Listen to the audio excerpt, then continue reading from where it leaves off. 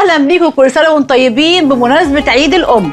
جايه لكم مع باك اسكندريه وجايبه لكم مفاجاه عظيمه جدا، الشيف دعاء السمنودي. يا شيف نجلاء، كل سنه وانت طيبه. كل سنه وانت طيبه يا حبيبتي، اهلا بيكي منورانا. النهارده هنعمل لكم حاجه حلوه رمضانيه نقدمها لست الحبايب في عيد الام. وهنخترع زي المحلات. هنعمل ايه؟ هنعمل النهارده كنافه تشيز كيك. حلو الكلام ده. واشترينا كل مكوناتها ببطاقه ائتمان بنك اسكندريه بالتقسيط ومن غير فوائد، وكمان رجع لنا كاش باك 15%، يعني حاجه اخر دلع وتوفير.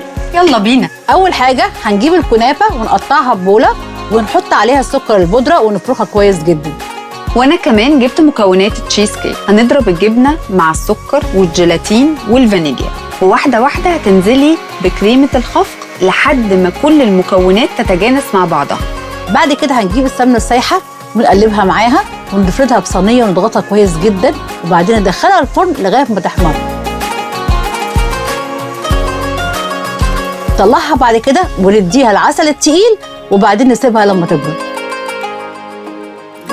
هتدخل التلاجة من 5 ل6 ساعات، ويستحسن ليلة كاملة. وبس كده، وبقى عندنا كنافه تشيز كيك طعمها يجنن. وكمان طلعنا موفرين ببطاقة ائتمان بنك اسكندرية، نقدر نقسط كل مشتريات رمضان من السوبر ماركتس، محلات الحلويات والمطاعم بدون فوائد، وكمان هيرجع لنا 15% كاش باك. وزي ما قلت لكم عندنا كل اسبوع 4 فايزين. مبروك اللي كسبوا الاسبوع ده ميكروويف هديه، واوعوا تنسوا ان الاسبوع اللي جاي اكتر 4 هيشتروا بالكارت هيكسبوا معانا بوتاجاز هديه. ومع بنك اسكندريه سفره هنيه على قد الميزانيه.